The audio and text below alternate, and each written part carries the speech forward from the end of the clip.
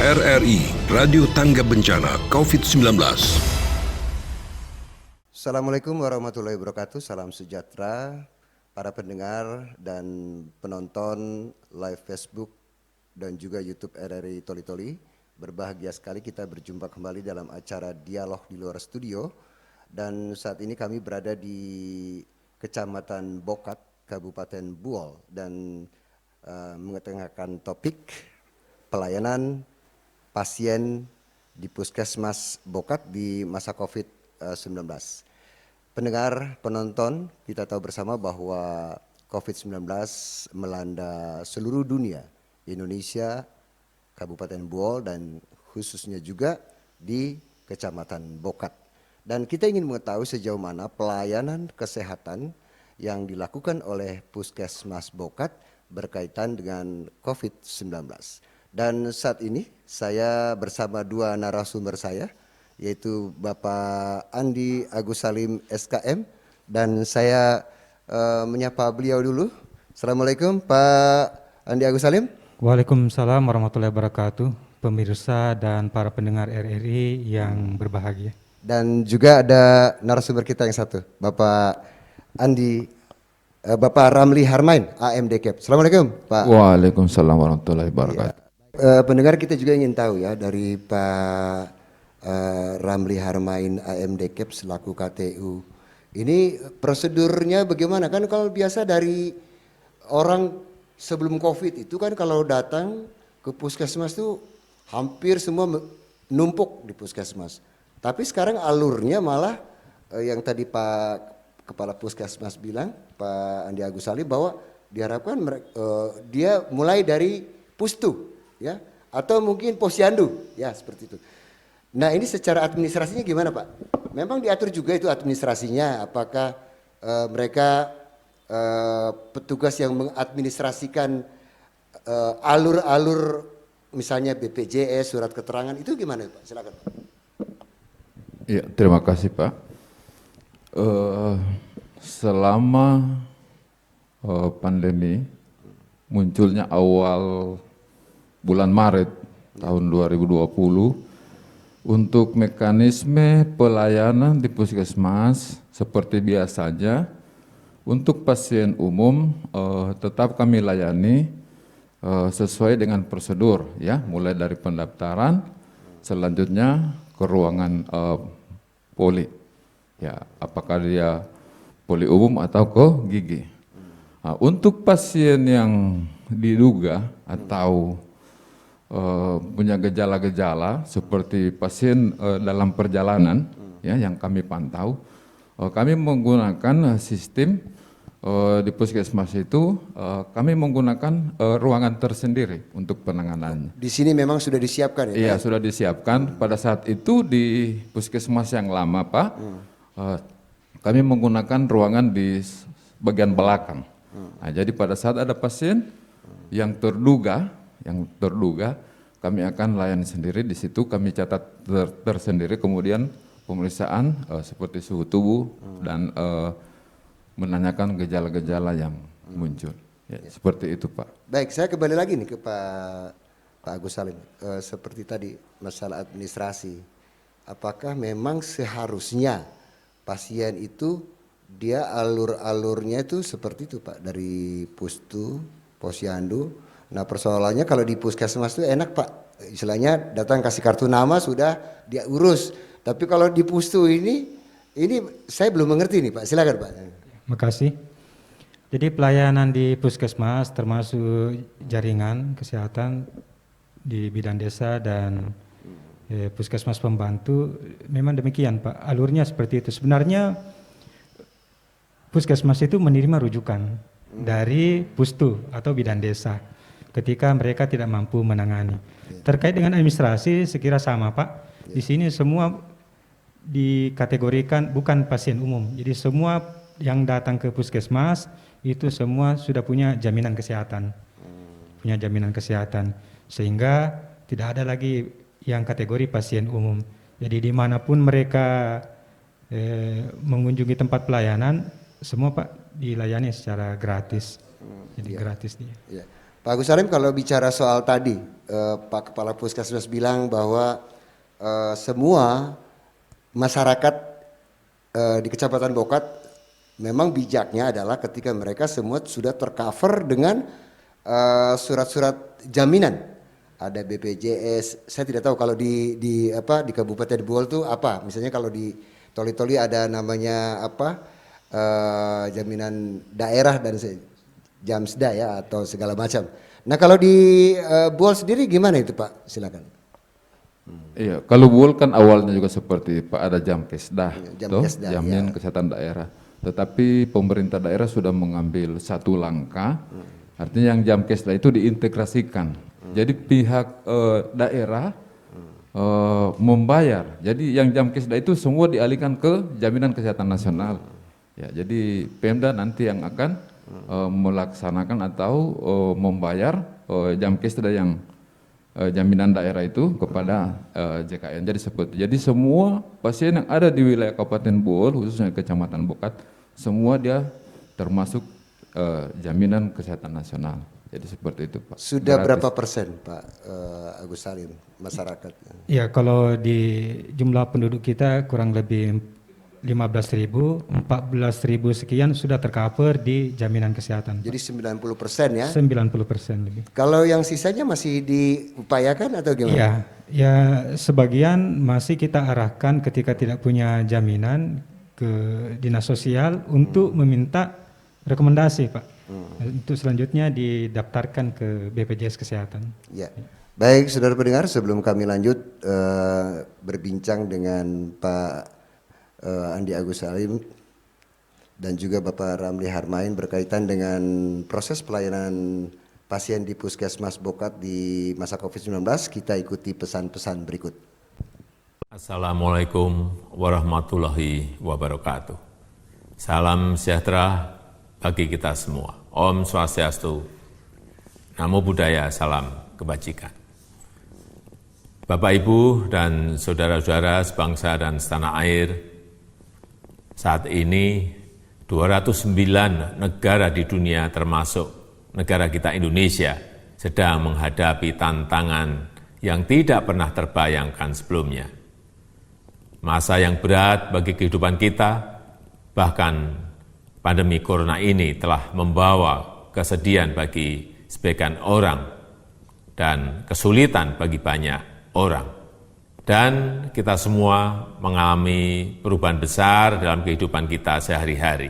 Dalam kesempatan ini, saya sampaikan penghargaan dan apresiasi yang tinggi dan terima kasih kepada semua dokter, semua perawat, dan seluruh tenaga medis yang telah berjuang di garis depan dan terus berjuang hingga kini. Dan mereka yang telah menjalankan peran penting tanpa pamrih, TNI, Polri, para relawan yang telah melaksanakan tugas di luar rumah untuk kita semua. Atas nama masyarakat dan negara, saya memberikan penghargaan setinggi-tingginya karena apa yang Bapak, Ibu, dan saudara-saudara lakukan merupakan pengorbanan yang luar biasa. Saya juga ingin mengucapkan terima kasih kepada Bapak, Ibu, dan saudara-saudara yang telah tinggal di rumah. Karena dengan berada di rumah, kita semua telah berupaya memutus mata rantai penyebaran virus COVID-19. Dan artinya telah menyelamatkan banyak keluarga dari virus ini.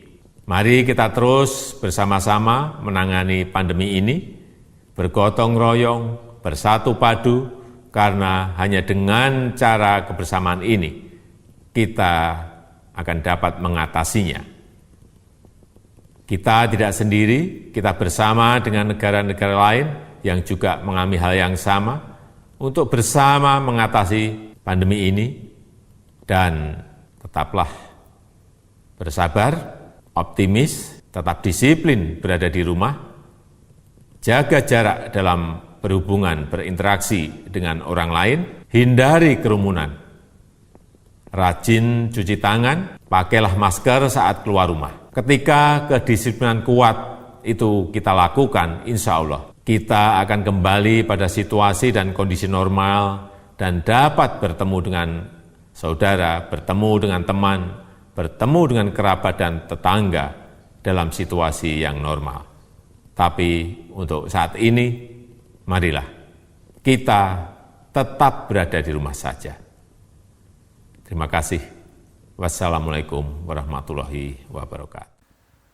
Baik, kembali lagi dalam acara Dialog di Luar Studio RRI Toli Toli, dan saat ini saya ke Pak Agus Salim berkaitan dengan orang yang positif terpapar COVID-19. Pak, ini kalau bicara BPJS itu yang saya ketahui bahwa orang yang mendapat layanan itu dia harus ada di dalam item daftar orang yang ditangani oleh petugas kesehatan, karena kan ada kerjasama dinas kesehatan dengan BPJS.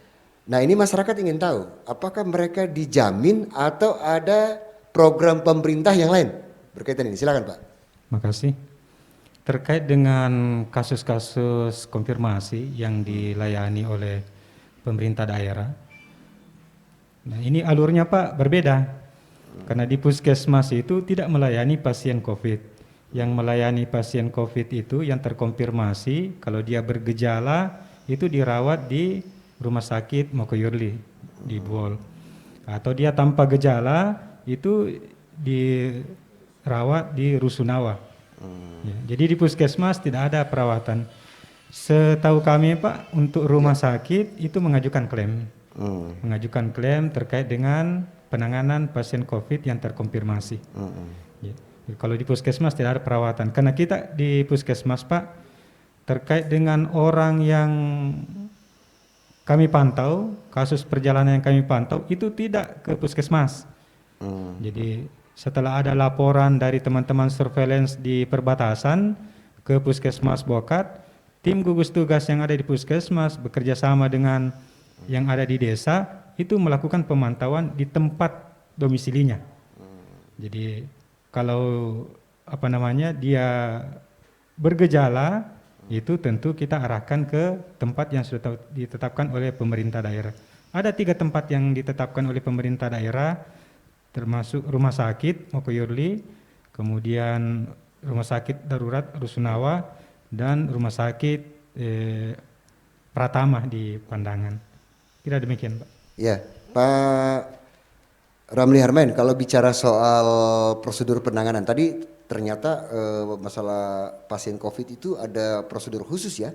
Nah, kalau di rumah sakit puskesmas Bokat sendiri layanan-layanan apa? Misalnya ruangan atau mungkin penanganan yang khusus? Barangkali Bapak sebagai KTU kan menangani secara administrasinya seperti itu. Silakan Pak.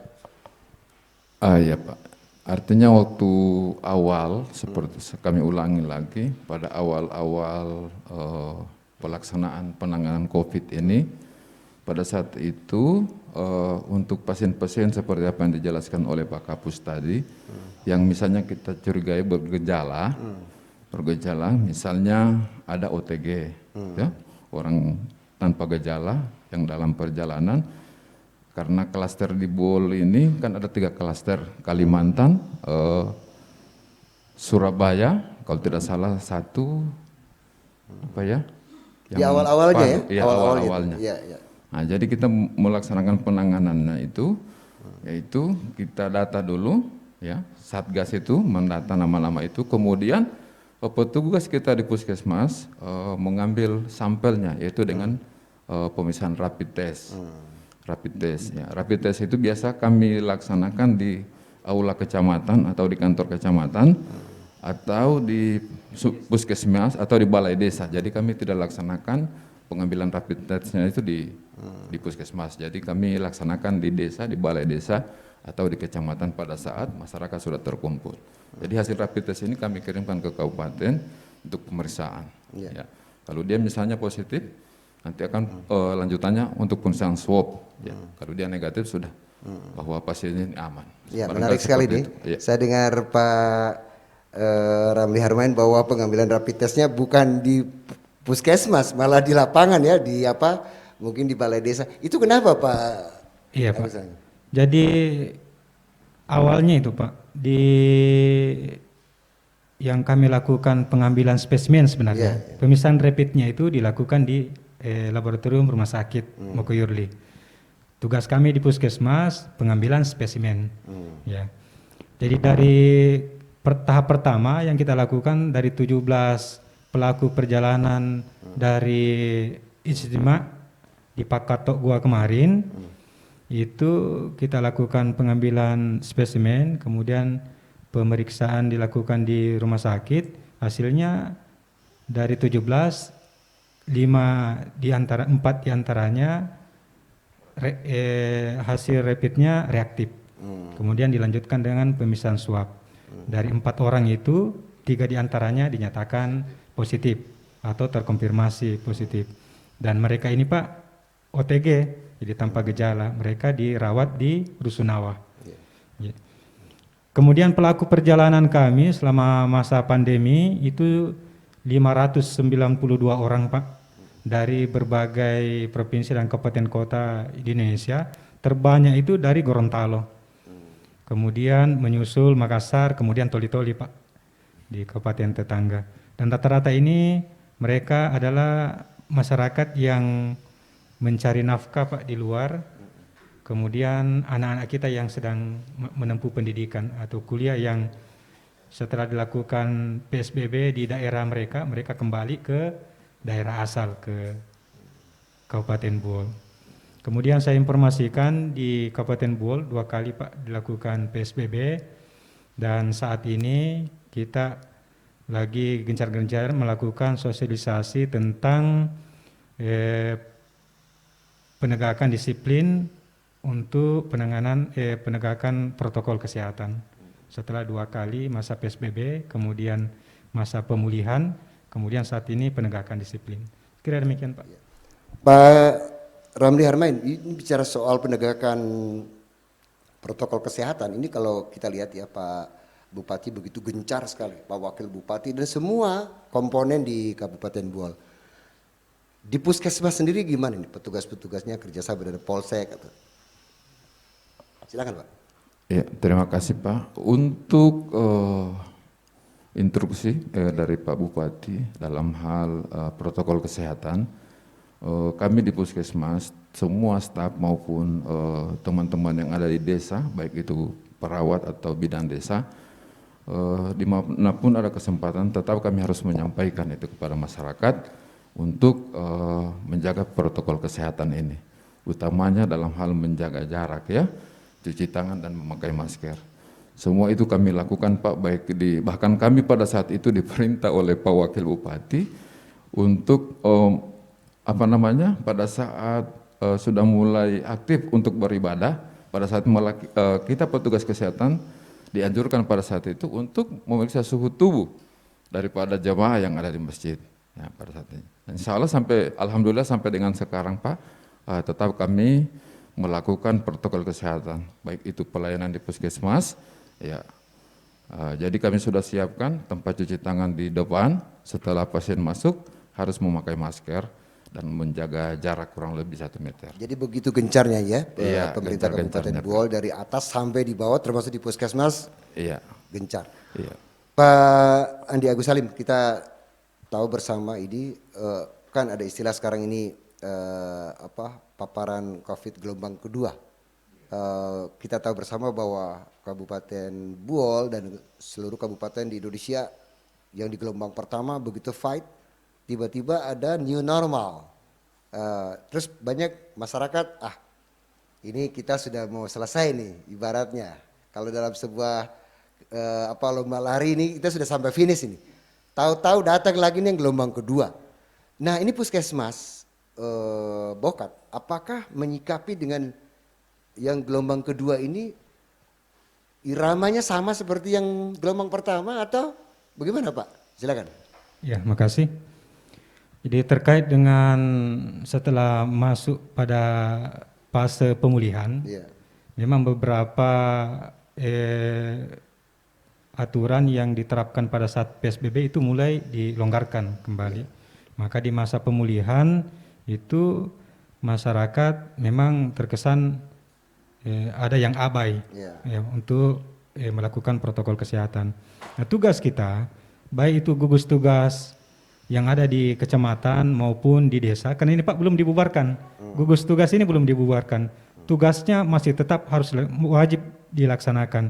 Oleh sebab itu, kami bersama dengan pemerintah kecamatan, lintas sektor, termasuk jajaran TNI Polri, tetap melakukan promosi, Tidak kendor Pak ya. tetap mendorong untuk berperilaku hidup bersih dan sehat, termasuk penegakan protokol kesehatan.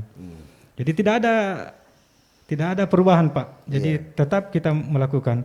Nah, di awalnya misalnya kemarin kita menunda sementara untuk kegiatan-kegiatan di lapangan di luar gedung, termasuk di Posyandu, setelah diberlakukan masa transisi ini untuk dari darurat ke pemulihan. Jadi Posyandu kembali kita aktifkan. Nah, di tempat Posyandu inilah kembali kita sosialisasikan. Karena di situ sudah ada pengunjung walaupun masih dibatasi. Nah, di tempat itulah kita sampaikan lagi sosialisasi terkait dengan protokol kesehatan.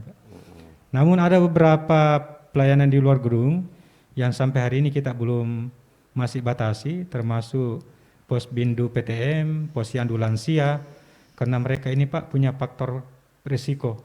Mereka ini punya penyakit-penyakit penyerta.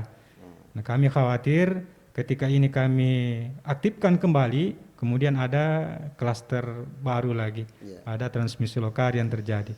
Namun kami tetap menunggu dari pemerintah kabupaten, khususnya Dinas Kesehatan, terkait dengan kelanjutan operasional untuk Posyandu PTM dan Posyandu Lansia. Kira demikian Pak. Baik, Pak Ramli Harmain, kerjasama apa yang dibangun dengan desa, dusun, atau RT RW ya, berkaitan dengan masalah tadi yang Pak Agus Salim bilang bahwa sebenarnya tidak ada ceritanya istilahnya kendor ya, tetap sikap dari Satgas ini untuk selalu memonitor pergerakan atau perkembangan daripada COVID. Nah, ini dari Puskesmas Bokat, ini kan Bapak sebagai KTU tentunya menjalin kerjasama ini dengan kepala-kepala desa RT. Setiap berapa bulan sekali atau mungkin minggu atau gimana itu Pak? Ya, yang dibangun. Silakan Pak. Ya, terima kasih. Selama ini juga Pak, dalam rangka pengendalian ya atau pencegahan COVID-19 ini, sudah dari awal memang sudah komitmen pihak Puskesmas dengan lintas sektor termasuk camat dan ramil dan kepolisian dan kepala-kepala desa ya untuk komitmen sama-sama kita untuk menangani atau penanganan pasien-pasien yang disangka atau terduga daripada COVID ini. Jadi alhamdulillah sampai dengan sekarang Pak, tetap pihak desa itu apabila ada hal-hal yang perlu dikomunikasikan, dikonfirmasikan kepada kami. Ya, jadi seperti itu. Jadi tidak ada pernah barangkali lambat. Adapun di desa-desa ini tetap ada petugas kami juga di desa. Biasanya instruksinya kepala desanya biasa menyampaikan kepada petugas kami di desa. Nanti petugas kami langsung menyampaikan langsung dalam hal penanganan. Ya. Jadi seperti itu Pak. Baik, pendengar dan penonton, sebelum kita lanjut dalam dialog di luar studio di Puskesmas Bokat dengan topik proses pelayanan pasien di Puskesmas Bokat di masa COVID-19, kita ikuti pesan-pesan berikut. Kapan kita seharusnya cuci tangan? Setiap kali tangan kita kotor, setelah mengetik, memegang uang, atau memegang binatang, berkebun, dan lain-lain. Setelah membasuh BAB bayi atau anak. Setelah buang air besar, sebelum menyusui bayi, sebelum makan dan menyuapi anak, sebelum memegang makanan, dan setelah makan. Ingat, tanpa sabun, kotoran dan kuman masih tertinggal di tangan. Waspada virus corona. Untuk informasi hubungi hotline virus corona 021 521 0411 dan 0812 12 12 3119. Air,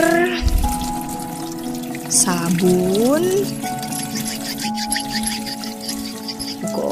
Gosok seluruh telapak tangan selama 20 detik. Cara singkat untuk mencegah virus maupun bakteri penyakit masuk ke tubuh kita. Baik, saya ke Pak Andi Agus Salim, Kepala Puskesmas Bokat. Saya mendengar informasi bahwa di Kabupaten Buol ini begitu gencarnya untuk istilahnya menolkan orang COVID, sehingga ada yang namanya tracking untuk mencari kira-kira siapa yang diduga. Nah, ini bisa diceritakan Pak di Kecamatan Bokat bagaimana ini? Ya, kasih. Jadi terkait dengan penelusuran, tracking, tracing yang kita lakukan dari 17 kemarin yang kita lakukan rapid test, 3 diantara nyatakan positif terkonfirmasi. Maka semua yang kontak erat dari ketiga pasien itu kita lakukan pemeriksaan. Jadi kita pengambilan spesimen waktu itu 45 orang yang kita lakukan, baik itu dari tetangga, keluarga dekat yang kontak fisik atau berada dalam satu ruangan bersama dengan yang terkonfirmasi positif. Kita lakukan rapid test 45 orang. Nah, dari 45 itu nyatakan non reaktif semua. Ya, non reaktif. Pak, kita mau tanya itu ini masalah ketika biasanya kan orang kalau sakit baru datang ke puskesmas nih.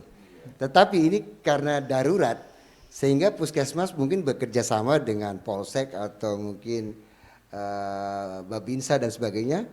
Ketika ada yang melapor itu langsung didatangi atau gimana, terus kemudian di awal-awalnya gimana itu Pak? Silakan. Ya, jadi khusus untuk pelaku perjalanan Pak, terutama di daerah-daerah yang zona merah, itu sejak awal dari teman-teman di surveillance di perbatasan itu sudah ada informasi dari sana Pak. Jadi kami turun tentu tidak sendiri. Ya awalnya memang di awal sebelum adanya kerjasama di lintas sektor, awal merebaknya pandemi ini kita turun puskesmas. Nah di situ banyak penolakan Pak. Banyak penolakan karena awalnya ini masih dianggap bahwa kasus ini dianggap aib di masyarakat, sehingga dikucilkan oleh tetangga, oleh keluarga.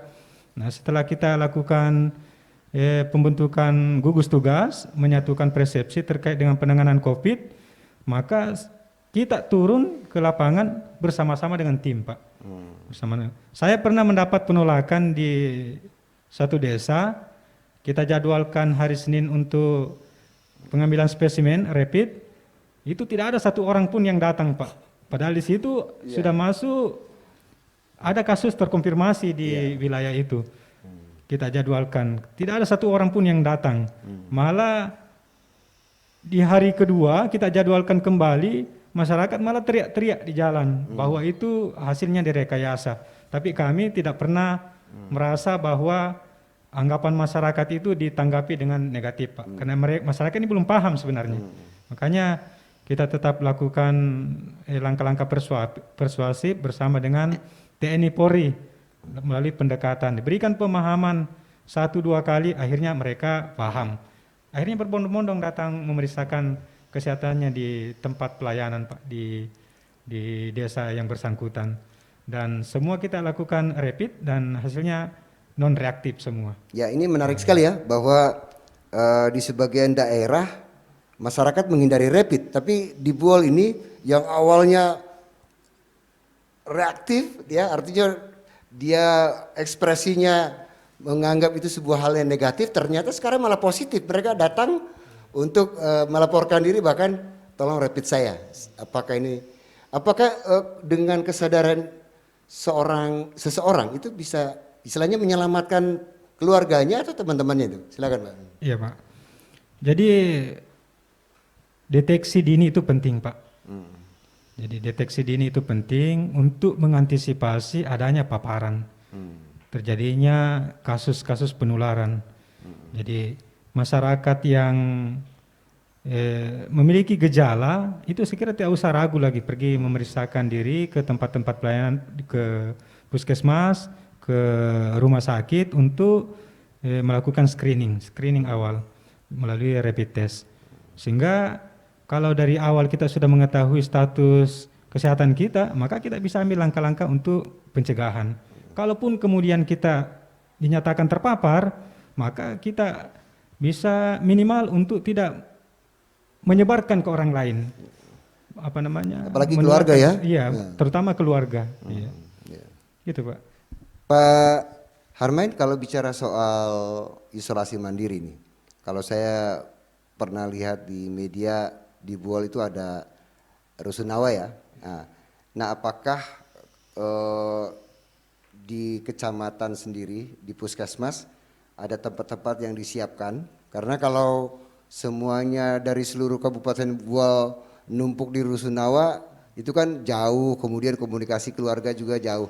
Nah, apakah di kecamatan, di puskesmas sendiri ada tempat-tempat yang disiapkan untuk itu atau gimana, Pak? Ya. Ya, terima kasih, Pak. Seperti yang telah dijelaskan oleh Pak Kapus tadi, bahwa untuk wilayah Kecamatan Bokat selama pandemi ini yang terkonfirmasi positif itu 3 orang. Ya, itu pun cuma OTG, orang tanpa gejala yang dirawat di rusun. Nah, alhamdulillah sampai dengan sekarang, Pak, ya belum ada tambahan daripada kasus yang terkonfirmasi untuk Kecamatan Bokat. Nah, untuk penanganan selama ini di kabupaten, apabila pasiennya positif dan tidak mempunyai gejala-gejala yang berat, maka pilihannya pasien boleh ke rusunawa atau isolasi mandiri di rumah. Jadi seperti itu. Oh, jadi ada pilihan, Pak ya? Ada pilihan, boleh isolasi mandiri karena beberapa pasien yang ditangani di Buol sekarang itu ada pilihan dia bisa diisolasi mandiri di rumah dengan ketentuan mentaati segala ketentuan-ketentuan yang diberikan selama 14 hari tidak bisa dan pemeriksaannya rutin. Iya. Rutin seperti Baik, itu. Pak Agus Salim bicara soal tempat isolasi mandiri. Ini kalau bicara orang Indonesia budayanya kan ngumpul ini, artinya dalam satu rumah. Jangan sampai dia isolasi mandiri di rumah tapi di dalam keluarga. Apakah ada petunjuk-petunjuk dari puskesmas bahwa rumahnya harus mungkin di pinggir hutan atau mungkin jauh dari keluarga lain atau gimana itu, Pak? Ya, makasih. Kami punya pengalaman kemarin, Pak, terkait dengan pasien yang OTG yang dirawat di rusunawa. Dia mengajukan untuk isolasi mandiri di rumah. Kami bersama dengan Camat Bokat melakukan negosiasi terhadap keluarga. Kami bisa setujui untuk di karantina mandiri dengan ketentuan rumah terpisah atau ya rumahnya terpisah atau kamar terpisah, tempat makan sendiri, tidak bisa gabung. Nah, dari keluarga sudah menyiapkan rumah, Pak. Ya, yang terkonfirmasi positif kemarin satu yang mengajukan untuk isolasi mandiri. Keluarga sudah menyiapkan satu rumah khusus dirinya sendiri. Jadi keluarga cuma mengantar kebutuhan-kebutuhannya di rumah itu ya. Di rumah ya untuk kebutuhannya. Kemudian petugas kesehatan rutin memantau. Jadi petugas kesehatan baik gugus tugas di desa dan petugas pustu itu memantau kesehatannya di tempat isolasi mandirinya. Jadi terpisah dari keluarga, Pak. Iya. Ya. Dan alhamdulillah beberapa waktu kemarin sudah dinyatakan sembuh. Ya. Jadi dia bisa kembali kumpul dengan keluarga bersama ya? keluarga. Jadi itu kayaknya yang bijaknya seperti itu ya, artinya ketika mengajukan isolasi mandiri dia menjadikan tempat diperiksa dulu oleh puskesmas. Gitu. Baik, Pak Harmain, kalau bicara soal klaim daripada pasien-pasien selama ini, apakah dari BPJS pernah datang menjelaskan di sini berkaitan dengan masalah COVID-19 ini? Ya, untuk pasien-pasien umum termasuk pasien yang dinyatakan terkonfirmasi dengan COVID-19, untuk selama ini memang pihak puskesmas seperti apa yang kami sudah jelaskan juga dari awal, bahwa semua penduduk di wilayah Kabupaten Buol itu adalah diklaim dengan JKN, ya, atau BPJS. Iya. Jadi semua baik itu dia pasien umum maupun yang terkonfirmasi tetap akan diklaim di BPJS, ya. Karena kita kan setiap pasien yang masuk semua didata dia, Iya. baik NIK-nya apa semua. Jadi per bulan sekian yang itu kami ajukan, ya, Klaim kami ya, ajukan sana. diklaim dia, ya. Jadi nanti pihak BPJS nanti yang bayarkan ke pihak puskesmas semua yang ada di Kabupaten Bon. Seperti itu Pak mekanismenya. Baik Pak Agus Salim, kalau bicara soal pelayanan, ini kalau saya amati bahwa dari awal COVID sampai sekarang ini COVID gelombang kedua, di telinga kita itu penanganan COVID-19. Ada masyarakat yang abai ataupun juga takut ketika memeriksakan dirinya ke puskesmas. Contohnya, di musim hujan seperti ini, dugaan akan timbulnya demam berdarah, kemudian diare dan sebagainya. Itu resiko-resiko yang mengkhawatirkan kita juga. Nah di Puskesmas Bokat sendiri gimana nih Pak dengan dugaan-dugaan seperti itu? Iya. Jadi alhamdulillah Pak, sampai saat ini saya kira untuk masyarakat khususnya di Kecamatan Bokat, nah ini kalau kita lihat perilaku masyarakat, sebenarnya ini mereka rajin Pak memeriksakan diri ke Pasienkes. Bukan hanya di puskesmas, tapi termasuk di pustu-pustu. Jadi kalau kita mau melakukan pelacakan, saya kira tidak susah. Karena masyarakat kita aktif. Malah kebiasaan masyarakat dengan adanya sebagai peserta JKN sekarang, itu ada yang disebut dengan kunjungan sehat Pak. Jadi tidak tunggu sakit, mereka sudah datang kontrol kesehatannya. Jadi rutin melakukan pemeriksaan kesehatan. Baik itu di Pustu, di Bidan Desa, kemudian di Posyandu, Bindu PTM dan lansia. Mereka aktif. Jadi saya kira kalau terkait dengan pelacakan, gejala-gejala yang mengarah ke COVID, itu saya kira mudah kita temukan. Apalagi sekarang masyarakat sudah mayoritas ya, sudah banyak yang sadar bahwa COVID ini sebenarnya bisa disembuhkan Pak. Ketika kita disiplin, mampu melaksanakan protokol kesehatan, disiplin, menjaga asupan gizi, itu saya kira kita bisa terhindar. Malah kalau kita terpapar, kita bisa sembuh Pak. Iya. Tadi ini Pak, masalah yang tadi saya tanyakan mengenai masalah yang demam berdarah, kemudian apakah akibat COVID-19 ini ada masyarakat yang ketika dia barangkali ini menurut diagnosa dokter sih ini demam berdarah, tapi dia takut melapor. Nah, apakah dari puskesmas dengan cuaca yang begini lebih turun lagi supaya hal-hal itu tidak terdapat, misalnya demam berdarah, diare dan sebagainya itu Pak? Kan kalau di puskesmas Pak kita punya petugas surveillance. Iya. Jadi ketika ada peningkatan kasus, baik itu penyakit menular, penyakit tidak menular, itu segera dilakukan pemantauan epidemiologi. Dan kalau dilihat, ini mungkin maksud pertanyaannya ini gejalanya kan mirip dengan mirip dengan COVID. Ya. Nah, dikhawatirkan jangan sampai karena dia demam, kemudian dia takut berkunjung sehingga nanti diponis bahwa dia COVID. Nah, faktanya Pak, itu tidak terjadi. Itu tidak. Mereka sakit langsung ke Paskes. Ketika mereka punya keluhan, mereka langsung ke Paskes. Dan di lapangan kita juga punya petugas, ada kader-kader Posyandu yang aktif di lapangan. Kemudian ada bidan-bidan desa kita juga yang aktif di lapangan. Saya kira kekhawatiran itu semoga tidak terjadi lah. Saya kira demikian Pak.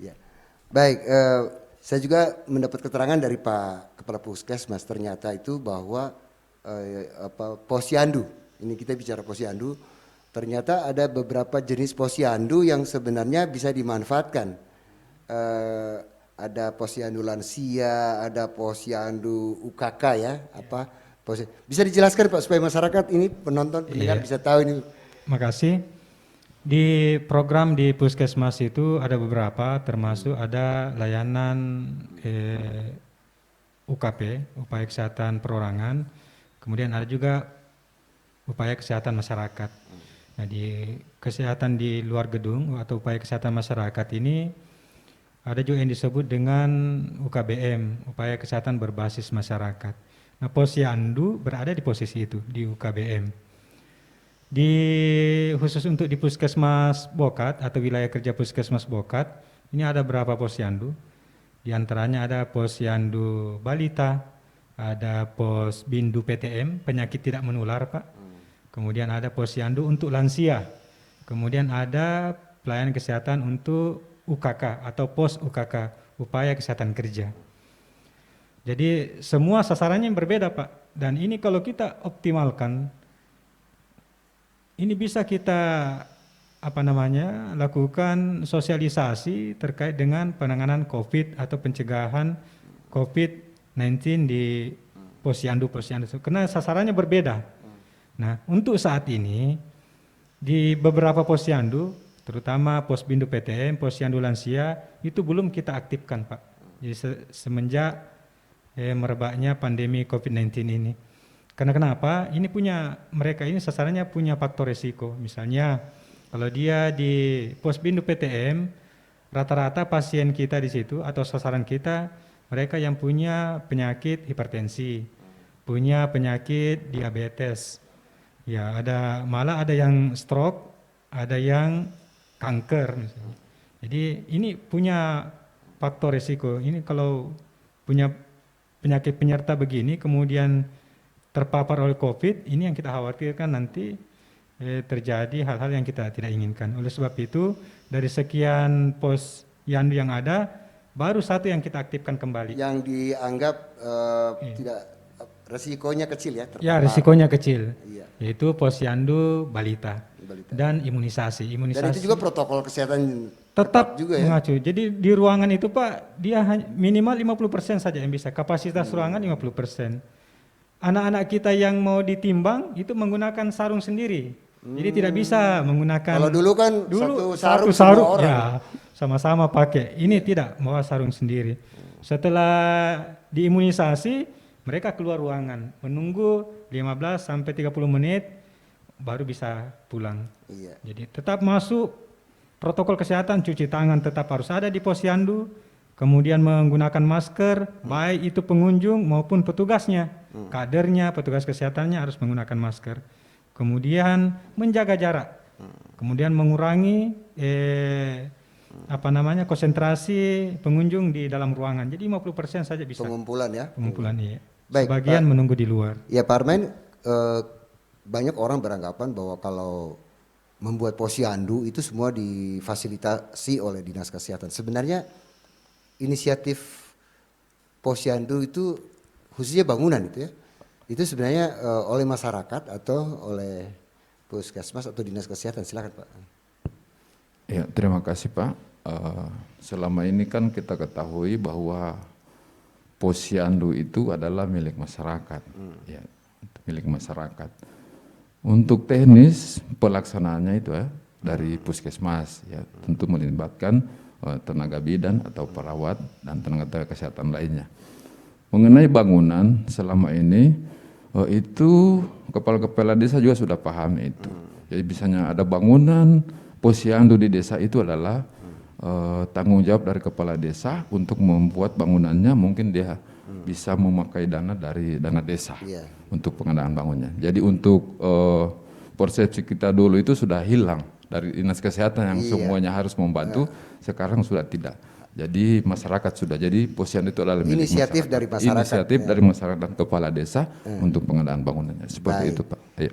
Ya pendengar, kita sudah berada di ujung pertemuan kita kali ini dan tentunya sudah banyak yang kita dengar ya berkaitan dengan bagaimana pelayanan pasien di Puskesmas Bokat di masa COVID-19. Tentunya kita semua ingin bahwa dengan pelayanan yang baik masyarakat menjadi sehat dan tentunya meminimalisir terpapar oleh COVID-19. Seperti juga yang tadi baru dibicarakan oleh Kepala Puskesmas Bokat Bapak Andi Agus Salim SKM dan juga Bapak Ramli Harmin AMDCAP sebagai KTU di Puskesmas Bokat. Nah tentunya ini terakhir Pak, harapan Bapak kepada semua pihak berkaitan dengan tetap waspada. Kalau tadi saya dengar di Bapak bahwa di Buol umumnya khususnya di Puskesmas Bokat tetap standar untuk menjaga COVID itu tidak pernah berubah. Silakan Pak. Ya, terima kasih. Jadi tentu harapan kita semua, terutama kepada gugus tugas, baik dari kabupaten, kecamatan, dan desa, diharapkan tetap melakukan pendekatan-pendekatan sosialisasi terhadap masyarakat untuk menegakkan protokol kesehatan. Karena tidak ada jalan lain, Pak, untuk menghindari COVID ini. Tentu harus kita melakukan pengetatan-pengetatan, terutama protokol kesehatan. Kemudian masyarakat, saya kira sudah seharusnya kita patuh terhadap aturan agar supaya kita tidak terpapar oleh COVID-19. Jadi kalau kita sama-sama disiplin, menjaga kesehatan, melaksanakan protokol kesehatan, saya kira COVID bisa hilang di daerah kita. Bisa kasusnya tidak akan bertambah lagi, malah bisa zero nanti di Kabupaten Bol. Sekira demikian Pak. Iya, baik. Terakhir Pak Harmain, silakan harapannya kepada masyarakat, khususnya masalah administrasi nih Pak. Kartu-kartu yang harus disiapkan atau gimana, silakan. Ya, terima kasih Pak. Selama ini juga kami dari pihak Puskesmas tetap menjalankan promosi, ya, promosi kesehatan. Ada staf kita setiap turun ke desa dengan menggunakan TOA, artinya menyampaikan saran-sarannya atau pesan-pesan kesehatan termasuk COVID-19. Kemudian untuk di dalam gedung sendiri saja, itu kami karena Puskesmas Bokat ini kami sudah terakreditasi Pak sejak 2018, ya, dan alhamdulillah kami lulus Madya. Jadi setiap dalam satu pekan itu petugas Promkes atau petugas kesehatan lainnya memberikan pesan kepada pasien dan keluarganya. Jadi sebelum pasien sudah terkumpul, sementara menunggu panggilan, ada petugas kami untuk menyampaikan saran-saran kesehatan kepada semua pasien dan pengunjung, termasuk keluarganya, Pak. Ya, jadi itu saja standar administrasi yang kami laksanakan khususnya di Puskesmas Bokat. Seperti itu, Pak. Pendengar, penonton, dimanapun Anda berada, demikian telah kami berbincang dalam acara dialog di luar studio, dan tentunya apa yang disampaikan oleh Kepala Puskesmas Bokat Bapak Andi Agus Salim SKM dan juga Bapak Ramli Harmain AMDKep bisa menginspirasi kita bagaimana melakukan hal-hal positif agar bisa terhindar dari paparan COVID-19. Saya Yan Bekti mengucapkan terima kasih. Sampai jumpa.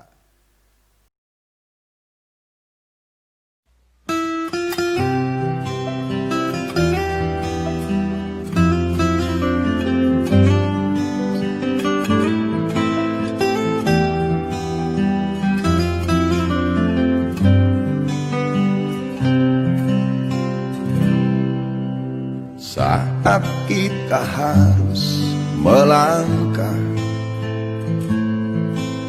melanjutkan hidup, mencari nafkah, bergelut kita di tengah wabah. Jaga diri, jaga jarak, sayangi dirimu. Terserah, terserah, terserah, mau cuek, mau takut, itu pilihanmu.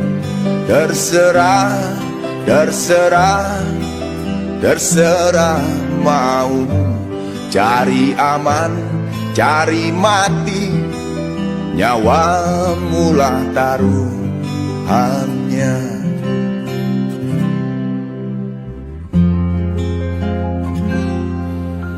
Bersyukurlah masih diberi umur, saat berbagi, sebarkan kebaikan.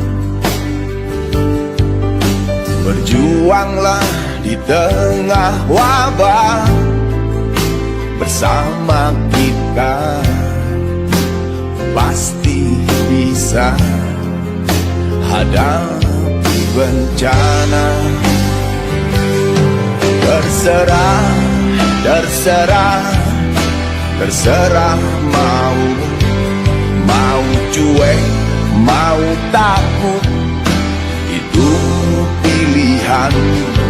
Terserah, terserah, terserah maumu. Cari aman, cari mati, nyawamu lah taruhannya.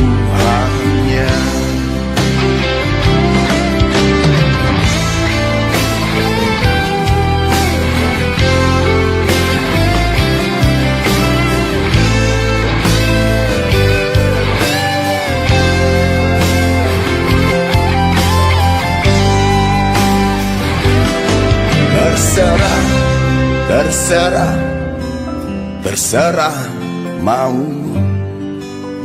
cuek, mau takut, itu pilihanmu. Terserah, terserah, terserah maumu. Cari aman, cari mati, nyawamu lah taruhannya.